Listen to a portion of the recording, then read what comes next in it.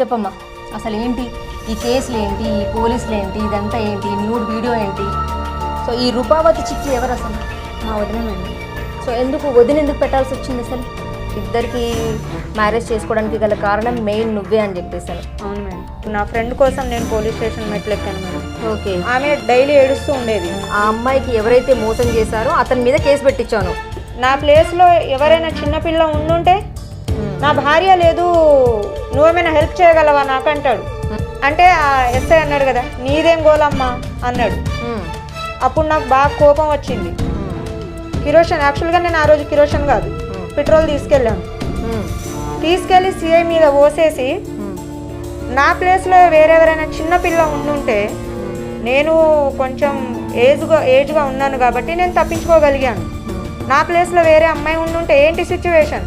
So ఎందుకు సక్కుకి ఇంత ధైర్యం ఏంటి అసలు? ఇప్పుడు సరే నీ దగ్గరకు వచ్చిండు, మిస్బిహేవ్ చేసిండు, సో ఆ పెట్రోల్ పట్టుకొని పోయి సిఐ మీద పోసి శ్రీను అనే అతన్ని రిమాండ్ చేస్తారా చెయ్యరా అని చెప్పేసి ఎందుకు ఇంత పోరాడుతున్నావు అసలు? మేడం అమౌంట్ అని చెప్పేసి అసలు మీరు ఇస్తారా నాకు? నేను కూడా మిమ్మల్ని ఇప్పుడు చాలా రిక్వెస్ట్ చేస్తాను.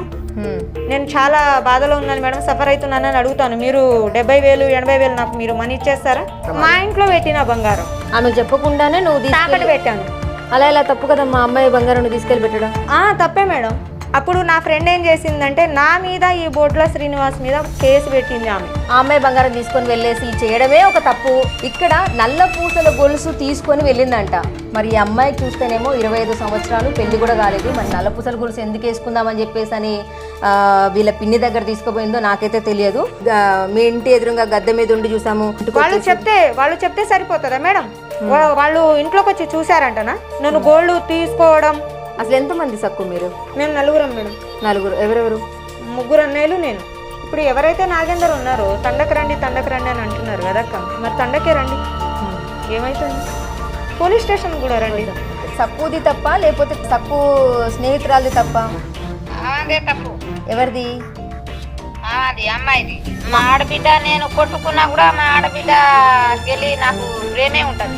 మీ భర్త గారు మీరు కేసు పెట్టారు కదా, ఆ కేసు విషయంలో ఆ కేసు అస్సలు తీసేయద్దు వదిన, మీరు తీసేస్తే కనుక ఆమెను నేను చూడలేను అంటుంది. మరి ఇది పిచ్చా వెర్రా లేకపోతే ఇంకేంటో నాకు అర్థం అవ్వట్లేదు. మీకు ఏమైనా అర్థమైతే చెప్పండి. మరి క్యాండిడేట్ అది ఈ అమ్మాయికి రాసిచ్చినటువంటి ల్యాండ్. అది ఎందుకంటే వికలాంగురాలు కొడుకులు ఉన్నారు, వాళ్ళకు వేరే పోవాలి.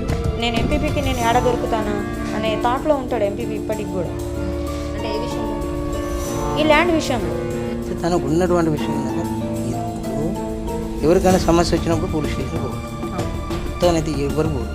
వికలాంగులకు ఎట్లా ఉంటుంది అంటే ప్రతి ఒక్కరికి మానసికంగా ఒక మాట అన్నారంటే ఎంత దెబ్బ కొట్టినంత పౌరుషం వస్తుంది.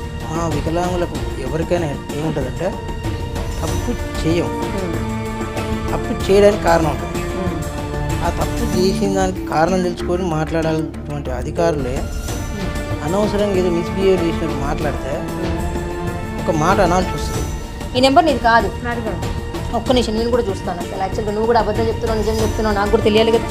మా జర్నలిస్ట్ మిత్రుడు ఎవరైతే ఉన్నారో రాజు అనే అక్షరదివిటి పేపర్ ఆ సార్ నా దగ్గర తీసుకొచ్చారు. ఇంతకుముందు తీసిన వీడియోలో కూడా అతనికి ధన్యవాదాలు చెప్పాను.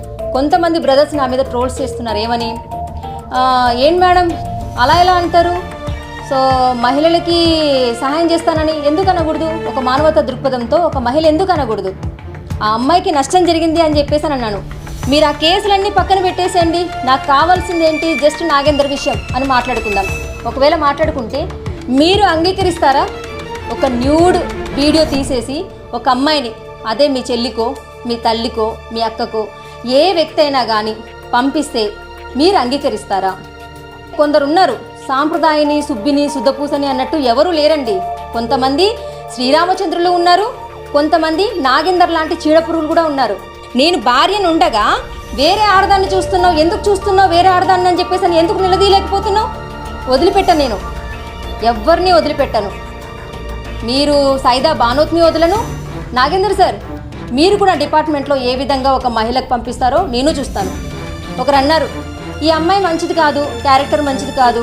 సరే క్యారెక్టర్ మంచిది కాకపోతే ఆమె ఏమైనా చేసుకుంటుంది. ఈ విధంగా అమ్మాయిల్ని రేప్ చేస్తూ జీవితం గడిపేటువంటి మహానుభావులు కూడా ఉన్నారు. గుళ్ళో పూజారి గుడెనక నాసామి అన్నట్టు. నిజంగా ధన్యవాదాలు సార్, 2 చేతులు ఎత్తి మొక్కుతున్నాను. ఒక మహిళకి అన్యాయం జరగకుండా న్యాయం జరగాలని చెప్పేసి అని మీరు ఇంత దూరం వచ్చారు. ఓకేనమ్మా, ఇకనైనా అర్థమైందా? పిచ్చి వేషాలు వేయకుండా, ఎవరో అమ్మాయి గురించి నీ జీవితాన్ని నాశనం చేసుకోకుండా, నీ జీవితం నీ కోసం బ్రతకడం నేర్చుకో.